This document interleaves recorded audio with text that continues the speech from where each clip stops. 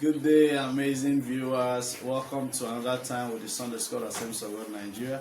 I am your host and brother Uzoma C. Prosper with the Sunday School Assemblies of God Nigeria. How have you been? How was your week? Thank you for your massive solidarity. Thank you for sticking with God's word with the Sunday School Assemblies of God Nigeria. Not just that of the adults, but the perspective view of the teens and the children. Today's the day God has made. We will rejoice and be glad in it. We trust God for fresh word this morning as He opens His word unto us. Father, thank you for your word available through the Sunday School Assemblies of God Nigeria. Breathe upon it, cause that you amplify and that your word will prevail in our life as you impress your nature upon us. Build your church in us. Save posterity and our journey for eternity to let it be swift. Bringing praise and glory to your name in the name of Jesus. Amen. We have been studying lessons from the animals in the Bible, which I call wisdom. And last week we talked about the birds in the Bible from the particular context. Today we'll be talking about donkeys in the Bible. That's our topic, donkeys in the Bible. And remember verse from Mark chapter 11 verse 2. Go your way into the village over against you, and as soon as ye be entered into it, ye shall fight a colt tight, never sat, whereon never sat, lose him and bring him. From our topic, donkeys in the Bible, we are trying to analyze, to draw wisdom as lessons from various donkeys of our studies within this context. But we are going to be affirming, like we did last week, that God will use any medium to promote His will. Thus, we are encouraged to be available as to be useful by God in humility. And one lesson I learned within this context, which I'll be asking my life class, is the difference between donkey, ass, and colt. I discovered, at least from Dake's translation, which I use in searching, that the King James Bible never use the word donkey. Rather, it called it ass. So the synonym for ass is a donkey. New King James and NIV brought the word donkey. And then a colt is a young ass or a young donkey. From our memory verse, Mark chapter 11 verse 2. Go your way into the village over and against you, and as soon as you enter into it, you shall find a colt tied, whereon never sat, lose him and bring him. This affirms that availability is seen in willingness, not just presence. So an available person is not someone who is just fixed in that's presence, but someone that is what willing. So availability is not complete by being present. Like this video is going on, I'm available and I'm being useful. But the moment I keep quiet, I'm no more useful, because the goal is to teach the Sunday school online. So don't just be present, shift your availability from being present to useful, because availability as a virtue is to be useful, either of self, useful to yourself, or by God. For the donkey was available all the while, but became useful when it was released and for the master. So we must move our presence as availability to usefulness, as to be highly useful. To willingness, so that we can be highly useful. The relationship between the members and the topic is this: we can learn that many are available by being present, but not willing to be used. But we must choose to be willing to be fully used. And that's one of the lessons from today. We must drive ourselves from just being available by being present to be willing to be used. That is, participating in the process of greatness. A few nuggets from the donkeys of discourse for today. Just like the birds, you will see yet again that God is sovereign over creation, and connecting to Him assures us of fullness, fruitfulness, and fulfillment. We saw that last week, that the birds survive by being connected to their source in keeping the originality. Thus, they survive extinction. So, for man to enjoy fullness, fruitfulness, fullness, and fulfillment, he must stay connected to his Creator, which is God, who is indeed sovereign. This lesson also affirms our learning position that man, as a transcendental being, only learns downward because he is disconnected or distorted from his creation or Creator and underdeveloped. Like in the case of Balaam. Balaam no need to learn from the donkey, but because he was disconnected. And this lesson brings us to the understanding of the three dimensions of the will of God, as seen in the book of Numbers chapter 22, 18 to 19, 22, 31 to 35, and 38. Here we see the three-dimensional will of God: the good will, the pleasing will, and the perfect will. The perfect will was don't go. The good will, that he went, and then he was resisted, and then God now gave him a plea. The pleasing will was, or the permissive will, he went, and then the good will was, God said, go, but only speak my word.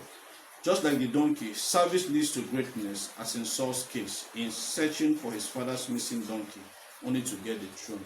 So we see that service is a means for greatness, and the donkey is a being that represents service. It is always used as a means of transportation, and just like the ass that was tied down, it was never useful.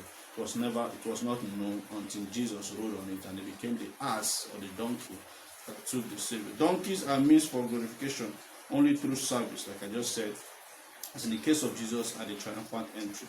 Let's see some wisdoms from these donkeys, from the spiritual justification in the book of Numbers, 1 Samuel, Zechariah, and Matthew.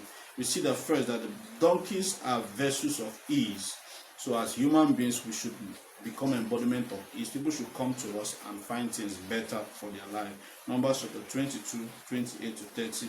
Number 2, donkeys represent faithfulness. Numbers chapter 22, 30 to 33.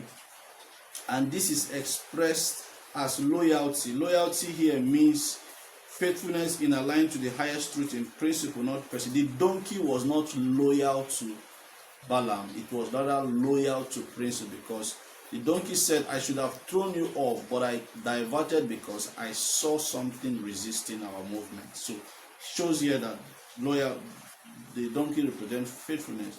Whenever the master needs them, they are available and they are rode upon. And they do that by the fact of principle, not personality. Number 3, donkeys are burden bearers, so we should donate ourselves to carry and bear one another burdens. Numbers chapter 22, 30 and 32. Number 4, donkeys are means of elevation, as depicting service as a means to greatness. 1 Samuel chapter 9, 1 to 10. But seeking God in service always is important. While we serve, like I always said, we can serve amiss. We must always seek the face of God. Like Samuel said, let us inquire that by the counsel of his servant for a prophet. And then he was led to greatness. Number 5 wisdom from donkey is there is a plan for you. Affirming what I said last week, you are not an incident or an accident.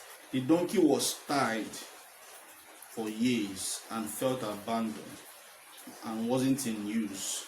But it shows that there is a plan for that donkey. And if there is a plan for a donkey, you have a plan. You are not an incident, you are not an accident.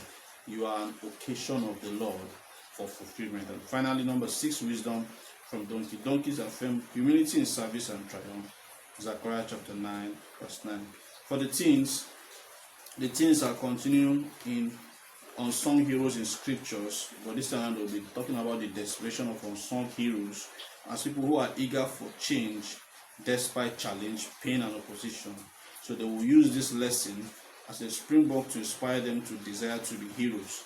But within this lesson, I wrote out 4 attributes of desperate heroes. 1, they are people who simply do the right things. Number 2, they are people who choose what is right over what is easy. Number 3, there are people who choose to trust God. And number 4, there are people with the desire to help others. So these are the 4 characters of desperate hero.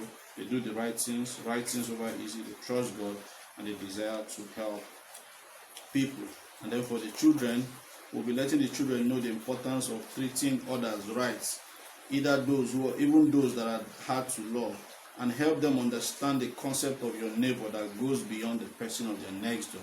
But their neighbors are those within the purview of every human being they meet is their neighbor, and that they should be willing to help. Father, thank you for your word available through the Sunday School at Times of God Nigeria. Breathe upon it, amplify it, bless this one that have invested their life, their time, and their data, and cause that your word will blossom in their life and prevail for them. Impress your nature upon us as you build your church in us. Save posterity and our journey for the eternity, which let it be swift. Bring your praise and glory to your name, in the name of Jesus. Thank you, amazing viewers. Thank you for sticking with God's word with the Sunday School at Times of God Nigeria. May your host and brother Uzaman prosper. A nation builder by calling with a mandate to saving posterity by demystifying spirituality for human transformation, so that possibility and fulfillment can be available through understanding. The 7 pillars of my life are conviction and consciousness, then creativity, commitment and consistency, caution, otherwise consequence. I'm interested in personal transformation, in relationship, pre, in and post, marriage, family, leadership, plant, organic medicine, business and politics, and I achieve my means through mentorship. My videos are preserved on Posterity Africa on YouTube. Find them there, they are solution for our time, and you find them necessary, recommend them to others. We'll do this again next week with fresh truth, deeper insight, trusting that the word of God will be open to us. But remember that this does not stop you from going to church.